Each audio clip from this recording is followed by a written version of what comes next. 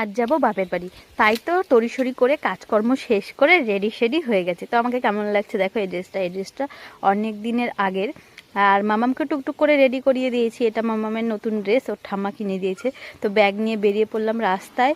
আর টোটো পাচ্ছি না এই সময়। এদিকে দেখো আমাদের গাছে, যেহেতু বৃষ্টি হয়েছে কিছুক্ষণ আগে, আমাদের গাছে দেখো জবা ফুল ফুটেছে, কি সুন্দর।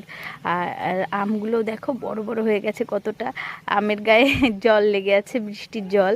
আমি ধরলাম আর সঙ্গে সঙ্গে জল পড়লো আমার মাথায়। তো আমার বাবা নিতে এসেছিল, মাম্মাম দেখো চশমা পরে বসে পড়েছে। এদিকে চলে এসেই মাম্মামকে দিয়েছি খাইয়ে ঘুম পাড়িয়ে। এটা মাম্মামের আমার বাবার বাড়ির পুতুল। আসলে এখানে কিছু পুতুল রেখেছি ওখানে যাতে বয়ে নিয়ে আসতে না হয়। আমার বাবার বাড়ি আসার কারণ ছিল এটাই, আজ আমার দাদার বার্থডেতে ছোটোখাটো করে একটু করা হচ্ছে ওই নিজেদের মধ্যে। এই যে কেক কাটিং হবে, এখন ও তো বসে পড়েছে কেক কাটার জন্য। আর আমার মাম্মাম, সে তো দূরে মানে কাছেই ঘেসছে না, দূরে চলে যাচ্ছে বারবার। এমনি সময় বারবার বলতে থাকে হ্যাপি বার্থডে হ্যাপি বার্থডে, যখন হচ্ছে মামার বার্থডে তো কাছেই আসে না, দূরে চলে যায় শুধু বারবার। তো বৌদিকে নিয়ে কেক কাটছে দাদা। এরপরে হবে খাওয়া দাওয়া, লুচি ঘুগনি পায়েস বিরিয়ানি, চিকেন বিরিয়ানি এটাই ছিল। বাবার বাড়িতে এসে যখন সব ভাই বোনেরা আমরা একসাথে হই তখন ভীষণ ভীষণ মজা করি।